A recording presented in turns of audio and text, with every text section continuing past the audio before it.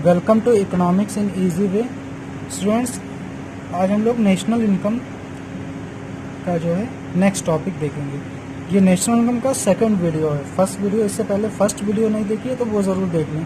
उसमें हमने बेसिक्स बताए हैं नेशनल इनकम के, और नेशनल इनकम का एक एक वीडियो इम्पॉर्टेंट है। जितने भी वीडियो आ गए हैं या आने वाले हैं सब देखना इम्पॉर्टेंट है। तो आइए स्टार्ट करते हैं। आज हम लोग डील करेंगे नॉमिनल जीडीपी, रियल जीडीपी, कि नॉमिनल जीडीपी क्या होता है और रियल जीडीपी क्या होता है, और इसको कन्वर्ट कैसे करते हैं, how to convert nominal GDP into real GDP and real GDP into nominal GDP. तो कन्वर्जन भी देखेंगे, nominal GDP into real GDP, और इसके कुछ प्रैक्टिकल भी क्वेश्चन भी सॉल्व करेंगे इसी वीडियो में। तो आइए स्टार्ट करते हैं। नॉमिनल जीडीपी, नॉमिनल जीडीपी इसको बोलते हैं जीडीपी एट करेंट प्राइसेस, यानी कि कई बार क्वेश्चन पेपर में आता है जीडीपी एट करेंट प्राइसेस, तो जीडीपी एट करेंट प्राइसेस बोलें या फिर नॉमिनल जीडीपी बोलें। नॉमिनल जीडीपी क्या होता है? It is the market value of the final goods and services produce within the domestic territory of a country during an accounting year as estimated using the current year price. GDP आपने पढ़ा होगा class 11th या 12th में, तो आपको पता होगा कि जीडीपी क्या होता है। तो जीडीपी क्या होती है? Market value of all the final goods and services produce within the domestic territory of a country, यानी कि किसी भी कंट्री में एक अकाउंटिंग ईयर में कितनी वैल्यू की गुड्स एंड सर्विसेज का प्रोडक्शन हुआ है। तो अब जीडीपी को जो है मेजर करने का, उसको इवेल्युएट करने का दो तरीका है। या तो उसको हम करंट प्राइसेस पे कैलकुलेट करें या फिर एक बेस प्राइस पे करें। तो जब जीडीपी को हम करंट प्राइसेस पर करते हैं, यानी कि आज की जो प्राइस है उस पर कैलकुलेट करते हैं, तो उसको नॉमिनल जीडीपी बोलते हैं। नॉमिनल जीडीपी क्योंकि ये एक्चुअली जीडीपी हमारा नहीं बताता है कि घटा या बढ़ा। जैसे एग्जांपल 2010 में हमने 100 टन का प्रोडक्शन किया था, और 2020 में हमने 100 टन का प्रोडक्शन किया, बट रेट हो सकता है यहाँ पे 10 हो, और अब जो है इसकी प्राइस इंक्रीज होके 20 हो गई हो।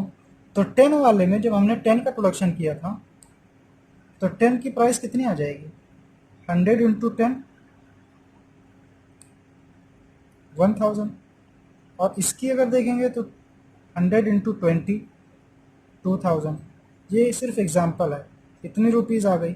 यानी कि यहाँ पे अगर हम देखेंगे तो हमको पता चलेगा कि हमारी जीडीपी इंक्रीज हुई है, बट एक्चुअल में क्या हुआ कि हमारा कुछ प्रोडक्शन इंक्रीज ही नहीं हुआ। जीडीपी का मतलब यहाँ पे क्या है? जीडीपी का मतलब कि प्रोडक्शन कितना हो रहा, बट यहाँ पे हमारा प्रोडक्शन कुछ बढ़ा ही नहीं। जितना प्रोडक्शन हम 2010 में कर रहे थे 2020 में उतना ही प्रोडक्शन कर रहे हैं, क्योंकि हमारी जीडीपी इसलिए यहाँ पे ज़्यादा दिख रही है क्योंकि प्राइसेस चेंज हो गई हैं। तो इसीलिए ये नॉमिनल जीडीपी है। इससे एक्चुअल जीडीपी की, यानी कि हमारा कितना प्रोडक्शन इंक्रीज हुआ, वो पता नहीं चलता है। तो नॉमिनल जीडीपी का फॉर्मूला होता है quantity into price, Q for quantity and price. यहाँ पे ये जो प्राइस है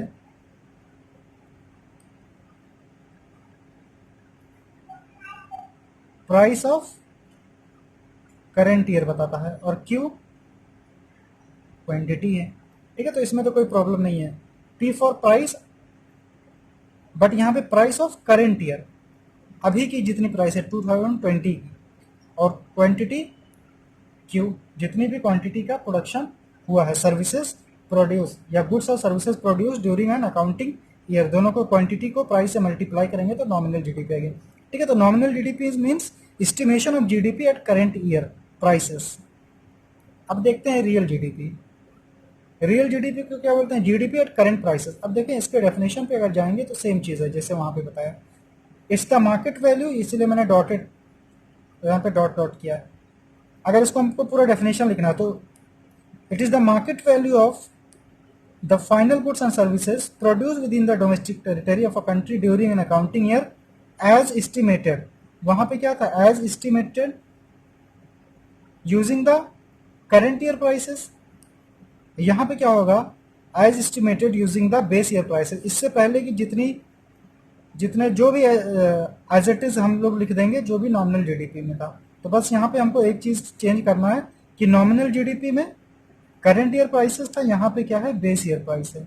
बस डिफरेंस सिर्फ इतना है। Base year price means, base year price का मतलब क्या है कि अगर 2010 में हमारा प्रोडक्शन 100 टन का था और उसकी रुपीज 10 पर यूनिट उसका प्रोडक्शन कॉस्ट थी, तो 1000 हो जाएगा। और यहाँ पे अगर हम 2020 में आ जाएं, 2020 में आ जाए और अभी भी अगर हम रेट इतना ही रखेंगे और अगर हमारा प्रोडक्शन 100 हुआ तो ये 1000 ही हुआ। हमको पता चल जाएगा कि हमने प्रोडक्शन कुछ किया ही नहीं। यानी कि ये तभी बढ़ेगा जब हमारा प्रोडक्शन बढ़ेगा। अगर यहाँ पे प्रोडक्शन 200 हो जाए तब जाके ये 2000 होगा। यानी कि हमारा जो प्रोडक्शन ये है, हमारा रेट अभी भी वही है। यानी कि बेस ईयर, बेस ईयर का मतलब क्या है, सपोज करेंट ईयर की प्राइस कितनी है 10 और बेस ईयर की प्राइस कितनी है 20, तो यहाँ पे करंट ईयर की प्राइस क्या है, इसको हम 40 कर देते हैं। करंट ईयर की प्राइस 40 है और बेस ईयर की प्राइस 20 है। Base year is the year of comparison. Base year इसमें कौन सा है, अगर हमने 2 ईयर लिया है 2010 एंड 2020, तो 2010 क्या है बेस ईयर, 2020 क्या है करंट ईयर। तो इसमें जब हम जीडीपी का कैलकुलेशन करेंगे तो हम बेस ईयर लेंगे, यानी कि जो 20 की प्राइस है, यहाँ पे हमने 10 लिया है, इसको अगर हम 10 ही ले लें तो हम 10 पे कैलकुलेशन करेंगे। यानी कि ये हमारी रियल जीडीपी दिखाती है कि हमारा प्रोडक्शन इंक्रीज हुआ या नहीं हुआ। जब तक हमारा एक्चुअल प्रोडक्शन नहीं इंक्रीज होगा, जब तक हमारी ये जीडीपी इंक्रीज नहीं होगी। इससे पहले नॉमिनल जीडीपी में देखा कि हमारा प्रोडक्शन उतना का उतना ही था, क्योंकि प्राइस चेंज हो रहा था इसीलिए हमको लग रहा था कि जीडीपी हमारी बढ़ गई। बट यहाँ पे अगर जब तक हम प्रोडक्शन नहीं इंक्रीज करेंगे, हमारी 10-10 हमेशा प्राइसेस रहेंगी। तो base year price means price of comparison, यानी यहाँ पे हम कंपेयर करते हैं। यानी कि 2 ईयर है अगर 2010 और 2015, तो 2010 क्या है बेस ईयर है, तो यहाँ पे हम बेस ईयर बोलते हैं। इसलिए रियल जीडीपी को बोलते हैं GDP at constant price. Constant मतलब थ्रू आउट द ईयर, वो चाहे 2010 में आप जीडीपी कैलकुलेट करें या 20 में, जो उसकी प्राइस हम लेंगे वो कांस्टेंट रहेगी। तभी हमको एक्चुअल उसकी कंडीशन पता चलेगी, हमारा प्रोडक्शन इंक्रीज हुआ या डिक्रीज हुआ, प्रोडक्शन हमने कितना एक्स्ट्रा किया। इसीलिए इसको रियल जीडीपी बोलते हैं। यानी कि इससे हमको एक्चुअली पता चलता है कि हमारा प्रोडक्शन कितना बढ़ा, हमारी जीडीपी कितनी ग्रो हुई। ठीक है, तो ये कॉन्सेप्ट था nominal GDP and real GDP का। अब हम लोग देखेंगे conversion of nominal GDP into real GDP. यानी कि जो नॉमिनल जीडीपी को हम लोग पीछे पढ़ के आ रहे हैं उसको रियल जीडीपी में कैसे कन्वर्ट करेंगे। तो इसका फॉर्मूला होता है, इससे पहले पीछे फॉर्मूला हमने देखा real GDP is equal to Q into P. यहाँ पे रियल जीडीपी का फॉर्मूला क्या बता रहे हैं, nominal GDP upon price index into 100। क्या होगा फॉर्मूला,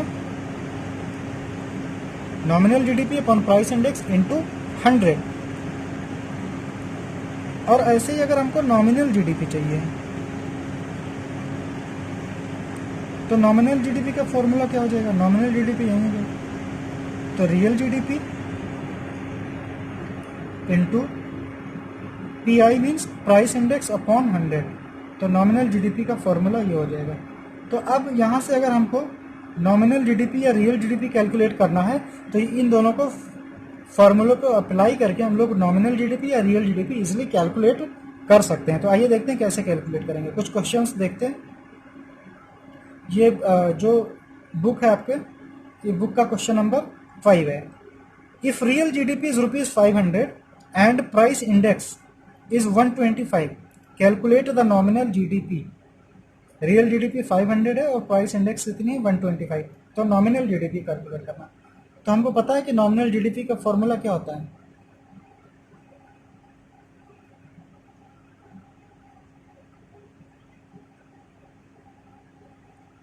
नॉमिनल जीडीपी का formula real GDP into price index upon 100। Real GDP question में गिवन है 500, प्राइस इंडेक्स 125 है, ये 100। ये दोनों कैंसिल, तो 5 इंटू 125 इसको मल्टीप्लाई करेंगे तो कितना आ जाएगा,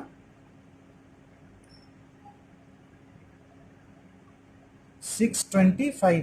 तो हमारा जो नॉमिनल जीडीपी आएगा वो 625 हो जाएगा।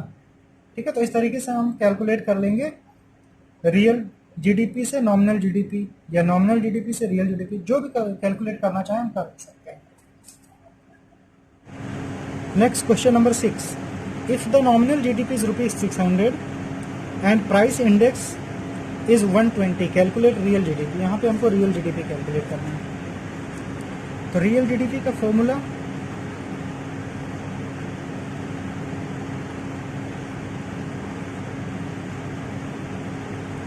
Real GDP is equal to,